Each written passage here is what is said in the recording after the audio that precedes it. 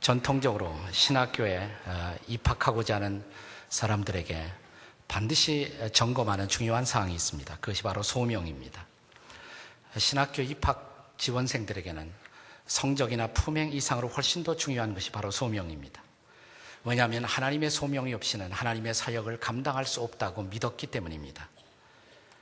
그러나 좀 더 정확하게 말하자면 소명은 소위 성직자의 길을 살아가는 사람들에게만 필요한 것은 아닙니다. 사실상 모든 직업이 소명에 의한 것이라고 할 수가 있습니다.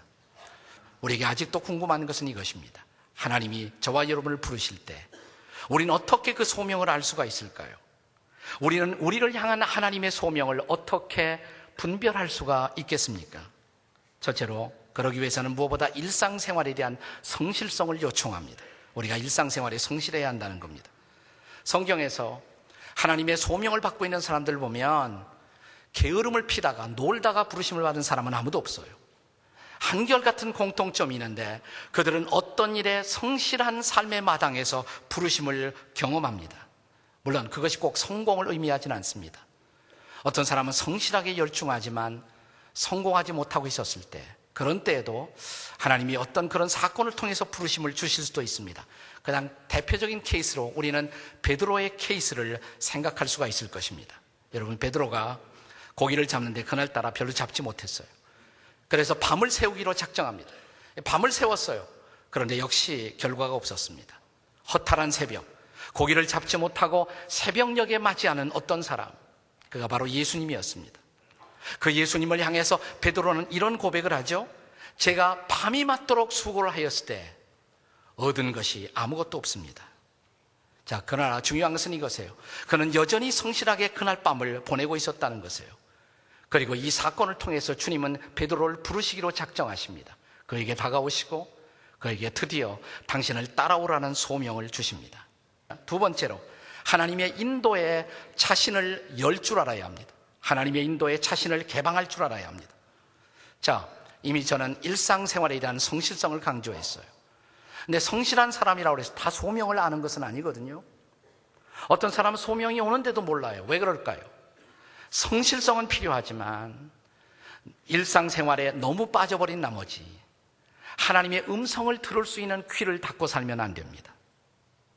일상생활의 성실은 매우 중요한 것이지만 소위 일상성에 빠진 나머지 하나님이 나를 향해 손짓을 하셔도 또 하나님이 나에게 말씀을 하셔도 나는 그 음성을 분별할 수 없다. 이렇게 되면 큰일이에요.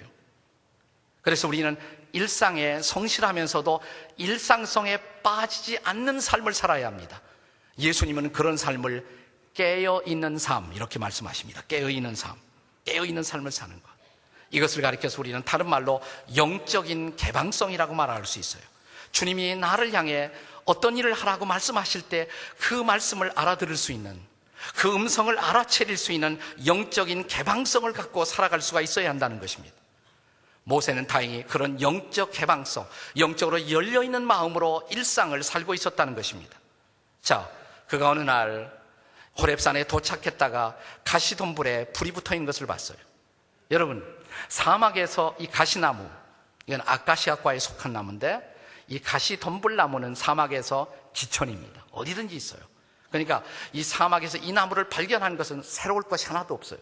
여러분이 성지순례에 가보시면 이 광야에 이런 아카시아과에 속하는 가시덤불나무가 얼마든지 많이 있어요. 또 그 나무에 불이 붙은 것도 새로운 것이 아닙니다. 뭐 가끔 보면 불이 붙어요. 또 불이 붙어봐야 별일 아닙니다. 이 나무들이 서로 떨어져 있기 때문에 하나 불부터 없어져 봐야 하고 별거 아니에요. 큰 나무도 아니에요. 네. 그런데 그 나무가 모세의 시선을 딱 끌었어요.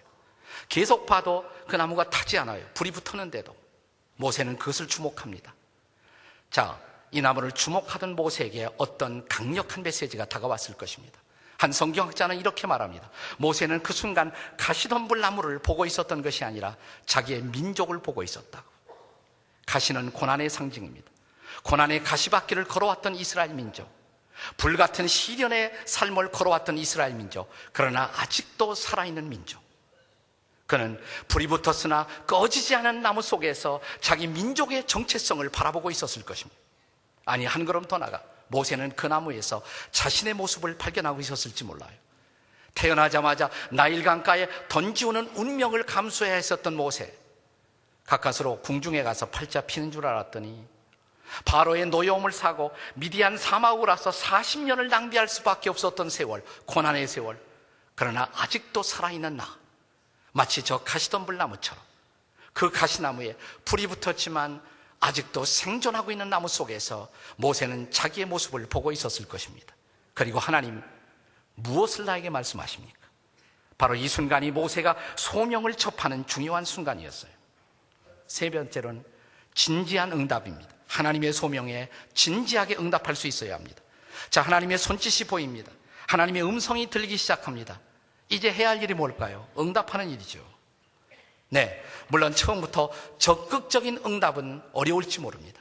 누구나 주저함이 있습니다. 저처럼 망설임이 있을 것입니다. 모세도 그랬잖아요.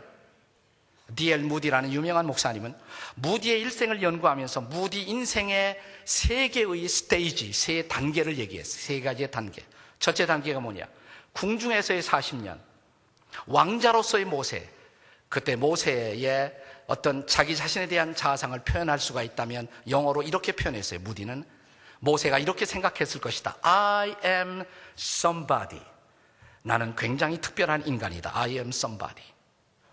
그러나 두 번째 40년, 그것은 이제 미디안 사막에 가서 목자로서 양을 치던 그 모세는 무엇을 느꼈을까? 40년 후에 모세의 또 다른 결론은 이것입니다. I am nobody. 나는 아무것도 아니야. 이제 나는 아무것도 아니야. 근데 그때 하나님이 오셨거든요. 그때 하나님이 모세를 부르기 시작합니다. 나는 아무것도 못한다고 그러니까 하나님을 별 수 없이 의존할 수밖에 없어요. 거기서부터 모세의 소명은 시작됩니다. 그리고 세 번째 단계, 출애굽의 리더로서 민족을 해방하는 지도자 모세. 그때 모세를 가리켜서 무디는 이렇게 말합니다. I am God's body. 나는 하나님의 사람이다. 여러분 어디 와 있어요? I am somebody? 그럼 아직 멀었어요. 아직 미디안 사막 갔다 오셔야 돼요. 근데 사막 갔다 오시면 그 다음에 이렇게 될 겁니다. I am nobody. 하나님, 이제 하나님 없이 못 살아요. 이런 사람들을 하나님이 쓰시는 것을 믿으시기 바랍니다. 그래요. 내가 어떻게 일을 할 수 있는가 걱정하지 마세요. 중요한 것은 하나님의 소명 앞에 진지하게 응답하는 것입니다. 아직 몰라요. 미래가 어떻게 될지 몰라요. 그러나 모세는 처음으로 도망가지 않고 진지하게 응답합니다. 주님, 제가 여기 있어요. 그 순간 주께서 어떻게 말씀하십니까? 모세야, 네가 선 땅은 거룩한 땅이야. 그가 순종의 열망을 가지고 조각 같은 마음이라도 순종의 의지를 가지고 대답하는 그 순간 주께서 말씀하십니다. 네가 선 곳은 거룩한 땅이야. 그 땅이 특별히 거룩해서가 아니에요. 응답하는 순간, 순종을 시작하는 첫 스텝, 그 순간 인생은 달라집니다. 우리가 서 있는 땅은 거룩한 땅이 됩니다. 우리가 사는 인생은 거룩한 인생이 돼요. 약속의 땅을 향한, 비전을 향한, 그 거룩한 땅을 향한 우리의 출발이 시작됩니다. 우리의 출애굽이 시작되는 것입니다.